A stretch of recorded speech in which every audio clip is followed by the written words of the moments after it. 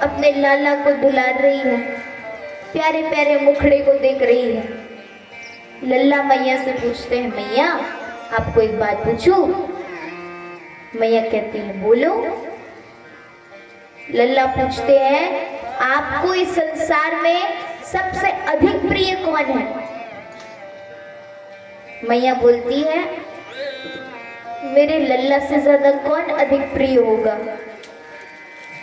लल्ला खुश हो जाते हैं। अब वहां पर मैया यशोदा देखती है कि श्यामा गौ का जो दूध है, रसोई में वो चढ़ाए रहती है गर्म करने के लिए। श्यामा गौ का जो दूध है वो उबल करके गिरने वाला है, तो यशोदा मैया क्या करती, कन्हैया को आंगन में ही छोड़ करके वो दूध को देखने जाती है, ये सोचकर कि अगर दूध गिर गया तो मेरा कन्हैया क्या पिएगा। अब यहाँ पर क्या हुआ, उधर दूध उबला, इधर पूत उफना। जैसे ही यशोदा मैया छोड़कर चले जाती है, लल्ला सोचते हैं, कमर पर हाथ रखे हैं, बोलते अभी मैया कह रही थी कि इस संसार में मैं उनके लिए प्रिय हूं, दूध प्रिय हो गया उनके लिए, छोड़ करके भग गई मेरे को। क्रोधित हो जाते हैं और क्या करते हैं, अब एक पत्थर उठाया और माखन की मटकी पर दे मारा धम से। मटकी टूट गया। आवाज सुन करके यशोदा मैया बाहर आती है और देखती है कि उनके ददिया सास के जितनी भी मटकी थी लल्ला ने फोड़ दिया है, और उस मटकी का दूध, दही, माखन सब निकल के आंगन पर गिर गया है। अब यहाँ पर कन्हैया गुस्से में दोनों हाथ को कमर पर रखे हुए मुंह फुला करके घूर रहे हैं यशोदा मैया को। यशोदा मैया को अंदर ही अंदर हंसी आ रही है कि मेरा लल्ला कितना सुंदर दिख रहा है, लेकिन बाहर से दुष्ट तूने मटकी फोड़ दिया, छड़ी लेकर के उसे दौड़ाती है। लल्ला जो है जीभ दिखा करके, चिढ़ा करके भगते हैं। मैया जो है छड़ी लेकर दौड़ रहे हैं पीछे पीछे पीछे, और लल्ला जो है वो भी दौड़े जा रहा है। अब यहाँ पर मधुमंगल कहते हैं मैया से कि मैया कान्हा को उनके भक्तन की सौगंध दो, कान्हा को उनके भक्त की सौगंध दो, पकड़ में आ जाएगा। मैया कहती है, अरे मधु इस चोर लवार की कौन भक्त होगा? मधुमंगल कहता है, एक बार देखे तो देखो,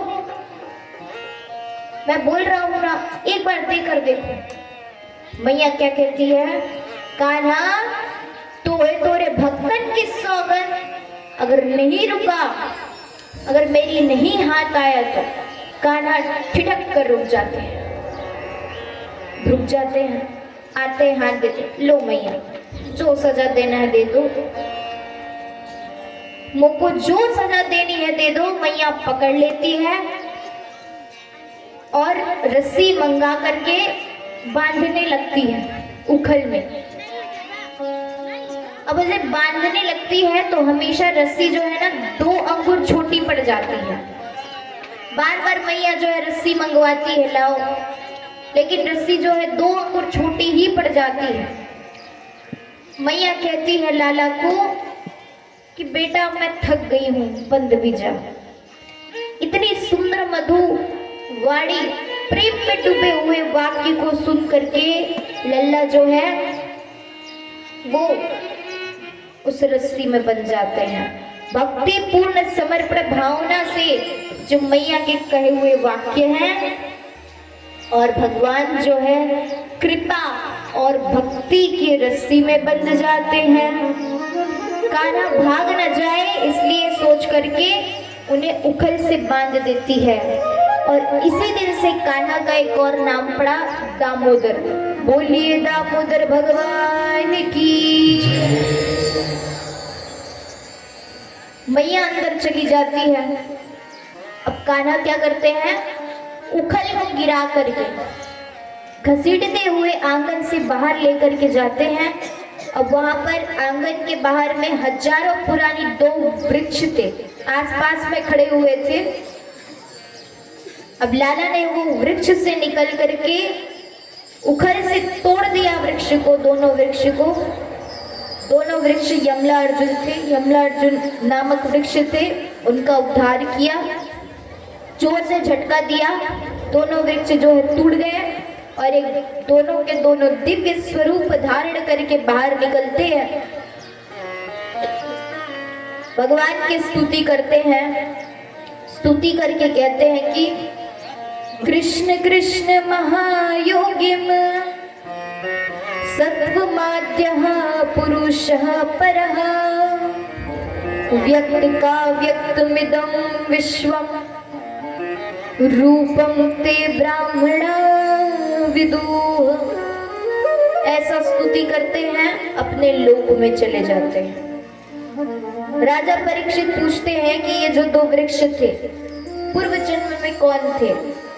सुखदेव जी बताते हैं कि ये जो वृक्ष की योनि में थे ये नलकूबर और मणिग्रीव थे और इन्होंने नारद जी का अपमान किया था, इसलिए इनको वृक्ष की योनि मिली।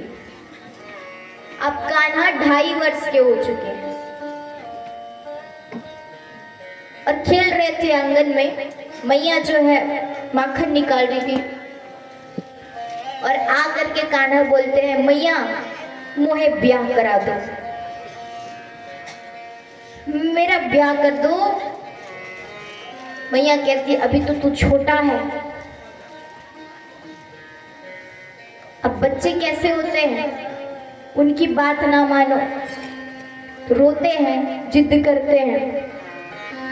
तो वैसे ही कान्हा जिद कर रहे हैं और कह रहे हैं कि मैया यशोदा से कहते हैं कि